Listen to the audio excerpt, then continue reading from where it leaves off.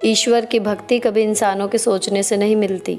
ये तभी संभव हो पाता है जब स्वयं प्रभु चाहते हैं। तो अगर हम पूजा कर पा रहे हैं या त्योहारों पर उनसे जुड़ा कोई काम कर पा रहे हैं तो ये हमारे ऊपर उनकी कृपा है और इसको एक ब्लेसिंग की तरह हमें लेना चाहिए। इसीलिए कोशिश रहती है कि हर त्यौहार को, हर पूजा को जितनी मेरी सामर्थ्य है उसके अनुसार बेस्ट तरीके से मना सकूं, ताकि भगवान को भी ये लगे कि हाँ, इस बच्ची को जो कुछ दिया उसके लिए बहुत शुक्रगुजार है।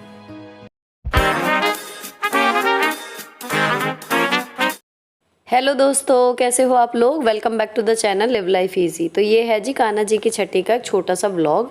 अभी प्री प्रिपरेशन राउंड जो चलता है किचन का सुबह सुबह वो चल रहा है और कान्हा जी के भोग के लिए कड़ी चावल बनेंगे। तो मैंने दही जो है वो एक जग में रख लिया और पकौड़ी के लिए भी 3 चमचे बेसन लेती हूँ और दही में भी मैं 3 चमचे डालती हूँ। तो वो रेशो बिल्कुल कड़ी का और पकौड़ी का बिल्कुल सही बैठ जाता है। इसमें मैंने थोड़ा सा नमक डाला और इसे मिक्स करके एक घोल सा बना के इसका पकौड़ी के लायक कंसिस्टेंसी वाला इसको ढक के रख दिया। दूसरी चीज़ जो मुझे अभी रेडी करनी है वो जो दही है उसको इस रई से जो है अच्छे से फेंट लूँगी ताकि उसमें कोई लम्स ना रहे। और एक बार ये ख़त्म हो जाएंगे लम्स तो उसके बाद इसमें थोड़ा सा मैंने पानी मिलाया क्योंकि बहुत गाढ़ा हो रहा था दही, और बेसन मिलने के बाद फिर वो और भी ज़्यादा ज़्यादा गाढ़ा हो जाता। तो थोड़ा सा इसमें मैंने पानी मिलाया, 1 कप से भी कम, थोड़ा सा पतला हो गया दही। अब इसमें मैं 3 चमचे बेसन जो है जो वाले पकौड़ी के लिए निकाला है सेम उतना बेसन थोड़ा थोड़ा करके डाल दूंगी और उसके बाद फिर इसे एक बार ज़ोर से जो है इसी रही से चला देंगे तो ये अच्छे से इसके लम्स ख़त्म हो जाएंगे। और अगर इसके बाद भी थोड़े बहुत रह जाते हैं तो इतने मैं सफाई करूँगी, नहाऊँगी, वो अच्छे से सॉफ्ट हो जाएंगे। तो जब मैं छौंकने से पहले एक बार और इसको चलाऊँगी तो ये बिल्कुल बढ़िया स्मूथ जो है वो घोल तैयार मिलेगा मुझे। अच्छा, ये एक पकौड़ी का और इसका अलग अलग घोल तैयार करने के ना 2 बेनिफिट हैं। अभी आपको आगे पता लगेगा। जैसे टाइम कम होता है, सुबह भी स्कूल जाना है, टाइम वही है लिमिटेड रोज़ वाला, और काम अब आज पूजा का जैसे ज़्यादा हो गया। दूसरी चीज़ ये है कि बच्चों का टिफ़िन वगैरह इससे पहले बनना होता है 7 बजे, लेकिन आज पूजा का खाना बन रहा है तो थोड़ा सा जैसे शेड्यूल चेंज हो जाता है ना, तो ये अलग अलग बेसन घोलना हमें फ़ायदा देता है, आप देख पाओगे अब। और बहुत सारे लोग इस तरीके से बनाते भी हैं। तो ये दोनों चीज़ें जो भिगोने वाली थी ये सब मैं करके उसके बाद मैं फटाफट जुट गई सफाई में। अब पता था सुबह पूजा है तो मैं शाम को अच्छे से डस्टिंग वगैरह करके ईच एंड एवरीथिंग प्लेस पर रखी हुई थी ताकि मेरी 15 मिनट में सफाई आराम से हो जाए, झाड़ू पोछा सब कुछ। क्योंकि पूजा होती है तो मंदिर से पहले पूरा घर अंदर से लेके बाहर तक सारा झाड़ू और सारा पोछा मैं करती हूँ, गेट तक पे पानी वगैरह डालने का सारा काम। उसके बाद ही फिर नहा के जब मंदिर साफ़ होता है तभी कोई भी पूजा होती है, ये वाला रूटीन रहता ही रहता है। तो सुबह इन केस लेट ना हो जाए खाने में, इसलिए मैं शाम को काफ़ी अच्छे से सफाई करके सोई थी ताकि सुबह का जो काम है सफाई का वो मिनिमल टाइम ले। अब यहाँ बच्चे नहा धो के तैयार हो चुके हैं स्कूल के लिए। दूध उनका माइक्रोवेव में गर्म करके मेरे हस्बैंड ने दे दिया था और आलू के सैंडविच भर के रखे हुए थे तो वो इन्होंने तवे पर सेक सेक के इन्हें दे दिए। तो बच्चों का लंच मैंने इसीलिए सोच लिया था कि इन केस अगर पूजा के चक्कर में खाना लेट हो जाता है तो इनका कुछ टिफ़िन के लिए अरेंजमेंट हो जाएगा। अब मैंने चावल भिगो के रख दिए और उसके बाद फिर मैं गई हूँ नहाने के लिए। नहा के आते ही अब मैंने चढ़ाई हैं 2 कढ़ाइयाँ सीधे, एक बड़ी एक छोटी। तो छोटी वाली में मैं पकौड़ी फ्राई करूँगी और बड़ी वाली में इससे पहले मैं कड़ी छौंक दूँगी। तो कड़ी को पकने में जो मैं पकाती हूँ वो घड़ी से मिला के पूरा आधा घंटा लगता ही लगता है। तो यहाँ पर ये छुक जाएगी ना तो इसका आधा घंटा मिल जाएगा इसको। और बाकी पकौड़ियाँ इसमें मैं जैसे जैसे बनाती जाऊँगी इसमें डालती जाऊँगी। तो छौंकने में गया है सूखी मिर्च और मेथी दाना, थोड़ी सी हींग और बाकी के वही 3-4 मसाले, हल्दी, धनिया, मिर्च, किचन किंग और नमक, 5 जो है वो डाल दिए। और ये मसाला इतने भुन रहा है उसके बाद जो मैंने बेसन और दही घोल के रखा था ना उसको अब दोबारा एक बार अच्छे से चलाया। अब बिल्कुल स्मूथ वो पेस्ट हो गया है। तो यहाँ मसाला मेरा भुन गया अच्छे से इतनी देर में। उधर पकौड़ी वाला जो तेल है वो धीमी आंच है और वो अच्छे से गर्म हो रहा है पहले। इतने यहाँ पर कड़ी में छौंकूंगी इतने वो बिल्कुल परफेक्ट हो जाएगा पकौड़ी के लिए।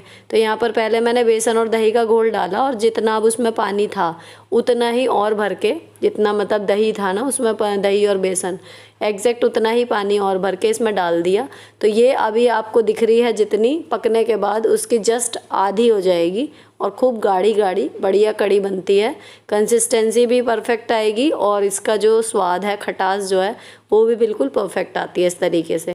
अब कड़ी छौंकने का काम हो गया, तो दूसरा काम है पकौड़ी के लिए जो बेसन घोल के रखा था उसको हमें एक बार और अच्छे तरीके से फेंटना है। अगर इसके फेंटने में कसर रह जाए तो फिर पकौड़ी सॉफ्ट नहीं बनती। तो इसे 1-2 मिनट तक मैंने लगातार चलाया और अब देखो इसकी कंसिस्टेंसी बिल्कुल बढ़िया हो गई है, खूब इसमें हवा भर गई है। तो अब इसकी पकौड़ी ठीक बनेंगी। तो एक तो आपको ये फेंटने का ध्यान रखना है और दूसरी चीज़ ध्यान रखनी है तेल का टेम्परेचर। आपकी जो आँच है वो इस टाइम पे मीडियम टू लो होनी चाहिए और तेल जो है वो ना ज़्यादा लेना है बहुत और ना ही बिल्कुल कम लेना है। तो जितना ये तेल है और जितना मैंने बेसन घोला हुआ है, 2 बार कढ़ाई भर के जो है पकौड़ी बन जाएंगी इतने में। तो एक बार की ये मैं सारी छोड़ दे रही हूँ, इतने ये फूलेंगी और फिर एक बार और बनेंगी। अब यहाँ पर जैसे ही पकौड़ी हुई तो मैंने एक प्लेट में इनको उतारा, तेल में से निकाल के सीधे कढ़ाई में डाल दिया। तो इस तरीके से जिसमें पकौड़ी भी फ्राई करके बनानी हो ना, उस तरीके की सारी सब्जी में टाइम जो है वो बच जाता है। कढ़ाई तो 2 होंगी लेकिन टाइम बच जाएगा। अब कड़ी छौंक के मैंने फटाफट फिर कान्हा जी को स्नान कराया, उनके वस्त्र बदले, उन्हें तैयार कर दिया और उधर मैंने गूँथ दिया था आटा। क्योंकि टाइम बहुत कम था इसलिए बारीकी से हर चीज़ शूट नहीं हो पा रही आज बिल्कुल भी। और आटा गूँथने के बाद अब मैंने इनको बोला था अपने हस्बैंड को कि एक क्लिपिंग बना दो भगवान जी की और यहाँ पर किचन में क्या चल रहा है उसकी। तो आटा गूँथने के बाद जो अभी मैंने पकौड़ियाँ बनाई हैं ना, उसी कढ़ाई में फिर मैं पूड़ियाँ तल लूँगी। अच्छा, पूड़ियाँ ज़्यादा नहीं बनानी, सिर्फ 7 पूड़ी बनाऊँगी। उसमें से 6 कान्हा जी को, मतलब भोग में 6 रोटी या 6 पूड़ी इस तरीके से हमारे यहाँ चलाते हैं और 1 पूड़ी बस एक्स्ट्रा हो जाएगी। 6 का मुझे सही नहीं लग रहा था तो मैंने 7 पूड़ी जो हैं बस बनानी है।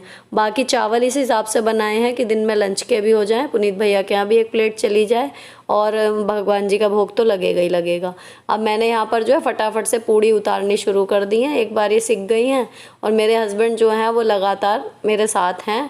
बच्चे अभी जा चुके हैं और वो जहाँ पर भी मुझे जो भी ज़रूरत पड़ रही है, चाहे वो क्लिपिंग बनाने में हो या फिर किचन में किसी चीज़ में हो, तो वो लगातार हेल्प कर रहे हैं। लेकिन अभी नहाए नहीं हैं तो इसलिए पूजा के खाने में उनका हाथ जो है वो नहीं लगवा पा रही हूँ मैं। बाकी इधर उधर जो भी क्लिपिंग वगैरह जैसे मैं बता रही हूँ वो सब है, तो उसमें वो मेरी हेल्प कर रहे हैं अभी। तो यहाँ पर अब कड़ी जो है वो बन गई। अब सीधे भगवान जी को इतनी गरम गरम नहीं चढ़ाने, क्योंकि मेरी नंद ने मुझे बताया था कि मतलब गरम चीज़ें मतलब उनको नहीं चढ़ानी चाहिए। तो मैं उस चीज़ का ध्यान रखते हुए मैंने क्या किया कि थाली सजा दी है, फल रख दिया, एक मिठाई रख दी, कड़ी चावल और पूड़ी रख दी है। अब इसको थोड़ा सा ठंडा होने के लिए रख दूँगी और इतने मैं अपना स्कूल के लिए जो है तैयार होने चली जाऊँगी। तो मैंने अभी वो टेबल तो हटा दी थी जो जन्माष्टमी पे लगाई थी, अब सामान रखने की जगह नहीं है। तो फिलहाल मैंने ये सोफ़े वाला स्टूल, इसके ऊपर थालपोश बिछा के और इस पे भोग का सामान जो है वो रख दिया। जल्दीबाजी में मुझे यही समझ में आया। तो अब यहाँ पर ये सब रखा है और दीपक बना के मैंने रेडी कर दिया है। अब बस इंतज़ार है खाना ठंडा होने का, तो फिर मैं इन्हें भोग लगा दूँगी। इतने में जाके हो जाती हूँ फटाफट स्कूल के लिए तैयार, क्योंकि अगर नाश्ते में मैं चाय भी पी गई तो 10 साढ़े 10 बजे फिर मैं इंटरवल में खाना खा लेती हूँ, तो तब तक का चल जाएगा। देखते हैं क्या होता है। तो अब मैं फटाफट से तैयार हुई और जूड़ा बांध लिया मैंने बालों का जल्दी से और दुपट्टा लेके अब मैं जा रही हूँ पूजा करने के लिए, क्योंकि इतनी सारी मेहनत करी है और पूजा भी अगर 10 मिनट खड़े होकर ना कर पाए तो फिर क्या ही फ़ायदा। अब मैं इस टाइम पे बिल्कुल डिस्कनेक्ट हो जाती हूँ सब चीज़ों से। ये 10 मिनट ही होते हैं लेकिन उस टाइम पे मैं बिल्कुल ध्यान से अपना ये है कि कर लेती हूँ पूजा। तो मेरे मन को तसल्ली हो जाती है कि सुबह से इतनी मेहनत की या जो भी किया तो भगवान को अर्पण कर दिया मन से, और एक संतुष्टि का एहसास होता है कि भले कितना भी बिज़ी शेड्यूल हो या कुछ भी हो, लेकिन हाँ उस परम सत्ता से हम लोग जुड़े हुए हैं और उनके लिए जो थोड़ा बहुत हम कर सकते हैं उतना कर पा रहे हैं बस। और ये प्रभु का आशीर्वाद ही होता है, क्योंकि जब मेरा ऑपरेशन हुआ था, मुझे याद है वो जन्माष्टमी का ही दिन था, गॉल ब्लैडर का ऑपरेशन। तो चाचा जी कह भी रहे थे कि तुमने त्यौहार का दिन क्यों चुना। तो बात यही थी कि इतनी परेशानी उस टाइम पे हो रही थी कि भगवान के दिन ही लगा कि या आर या पार जो हो जाए अब आपके ऊपर छोड़ दिया। और जन्माष्टमी का दिन था लेकिन हम लोगों ने फिर डेट चेंज नहीं की, उसी दिन कर लिया ऑपरेशन। और ईश्वर ने उस दिन मेरी ऐसी सुनी है कि उस ऑपरेशन के बाद से जो मेरे शरीर ने वापसी मतलब वापस रिकवरी जो की है वो काबिल तारीफ़ है सच में। वरना एक एज के बाद शरीर दोबारा गिरना शुरू होता है, लेकिन कई बार डॉक्टर और आपके ट्रीटमेंट इतना अच्छा मिल जाता है आपको कि आपका शरीर खोया हुआ भी आपको वापस मिल जाता है। वरना गॉल ब्लैडर के ऑपरेशन से पहले मुझे ऐसा लग रहा था कि शायद अब मैं दोबारा कभी रिकवर कर ही नहीं पाऊँगी और आगे की लाइफ बस ऐसे ही जाएगी, खिचड़ खिचड़ के कुछ काम नहीं होगा ढंग से। तो दिमाग में इतना कुछ रहे और आप शरीर से कुछ ना कर पाओ ना, वो बहुत गंदी फीलिंग होती है। वो मैंने कई साल झेला है। अब यहाँ पर मैंने चाय फटाफट, एक पूड़ी और चाय, इतना टाइम था कि मैंने फटाफट से खाई। इन्हें शीश झुकाई चुकी थी, तसल्ली से मैंने कर ही ली पूजा।